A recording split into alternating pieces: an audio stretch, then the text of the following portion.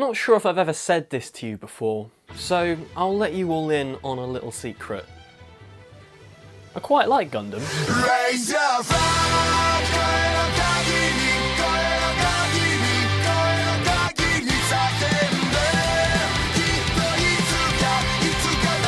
I think it should be clear to everyone at this point, I was excited beyond belief upon hearing the news of the latest flagship Gundam series being announced. But as much as I've enjoyed everything the franchise has put out in the last 5 years, it hasn't been since 00 in 2007 that any mainline series have really captured new fans. So above all else, beyond my own excitement, this is what I wanted to happen with G-Tekketsu, and it has most certainly achieved that goal. In terms of my own feelings though, as anyone who listened to the last episode of Mobile Pod will know, there's a lot I love about this one, but also a lot that I don't. So with the question of the day being, does it meet the hype, let's kick things off as I always do and let you know what's going down in this bad boy. The world of G-Tekketsu has been shaped and scarred by the events of a great disaster known as the Calamity War 300 years prior. Amidst the new governing structure, an era of peace has come, but the dawn of a new conflict arrives within the Mars sphere. The private security faction CGS have accepted the task of escorting Kudelia Ina Bernstein,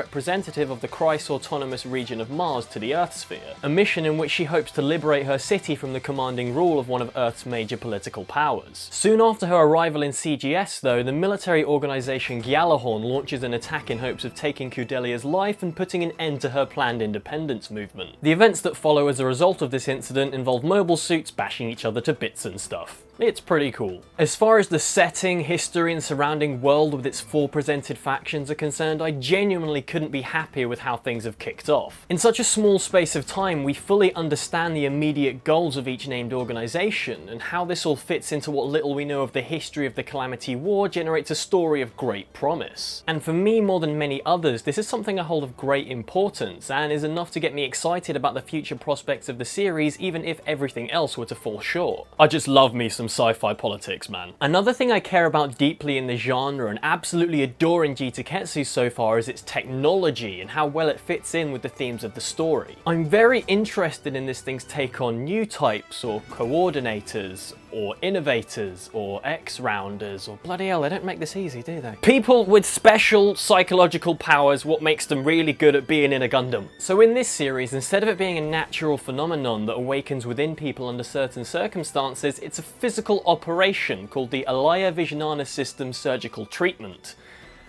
Say that 3 times fast. It gives them these really minging looking protrusions in their spine, allowing information to transfer directly between man and machine, thereby increasing their spatial awareness when piloting. This is an awesome concept, and there are so many great things they can do with it later on. But whilst the presentation of its story has really hooked me so far, this thing presenting most adults in the series as monotonously evil child-killing bellends doesn't really interest me. Instead of presenting a dynamic of clashing political ideals, it mainly just feels like the kids versus the bad guys. It is still early days though, and judging by the brief depictions of characters who look as though they're going to become far more important than the current antagonists, this is very likely to change. And I really hope it does. The other main thing this series is doing that I'm not too keen on right now is how bloody, well, bloody it is. It's made very clear that this tragic situation of children fighting war on the front lines is going to result in a lot of characters dying, some with potential who could have easily gone to do great things later on. I can get behind this idea to some extent, but genuinely hope the entire series doesn't end up this way, and rather that they're making an early statement to set the tone. But with it feeling like numerous death flags have been raised, if characters start dropping like flies every few episodes, it could get to the point where deaths become a normal mundane occurrence. And as well as that does shrewdly depict the horrors of war, it could result in future deaths lacking any meaningful impact. And the key offender of this issue I have lies with the protagonist himself, Mikazuki August. For he is shown to have no qualms whatsoever in emotionlessly killing people under many circumstances. Some fans are touting him as a breath of fresh air in comparison to the hordes of pacifist protagonists we've seen in Mecha, and whilst I understand that to some extent, I just don't find him interesting at this point in the story. I can certainly get behind his ideals stemming from an unwavering loyalty and protective nature to his comrades, but beyond that, he is just very dull and bland. With every important action he's taken coming from Orga, in which he always accepts every order without question. So with him feeling more like a machine than the Gundam does, I'm yet to see him as a compelling protagonist. But with numerous signs shown of having an important, tragic past, it's clear we've yet to even scratch the surface, and he has tons of time to grow and develop. But then there's Orga Itsuka himself, who I am absolutely loving so far, easily my favourite of the main characters. He feels much like Holland from Eureka 7 in that he lacks the righteous ideals of a hero and instead displays complete competence as a leader. He's incredibly assertive, charismatic, strong and responsible. And in a mere 3 episodes they've completely sold me on the idea of everyone in his unit respecting and following him, which even to some degree helps dull my issue of Mika's blind obedience. And finally we have Kudelia Ina Bernstein, a character who falls into the pacifist heroine archetype, one with a very firm, naive and utopian view on the world but often causes more harm than good. Now whilst there have been some great characters like this before, her actions are mirroring some of the worst entries in this archetype I've seen. But with the show putting a huge emphasis on her sheltered upbringing shrouding her view of war and real world issues, there's a lot of room for improvement as with Mika. So only time will tell with this one. If she starts taking genuine action towards her goals, I will get a lot out of her. But if she spends the rest of the show trying to offer herself to the enemy in hopes of preventing conflict, I am most certainly not. And if my opinions on this thing haven't been mixed enough as it is, all across the design front I find there to be a lot of things I absolutely adore, but others I really don't. For every character design that doesn't really fit the show for me, there are also many others I'm genuinely impressed by. Then there are the mechanical designs, in that I adore the designs of the Grazes, but as for the Barbatos,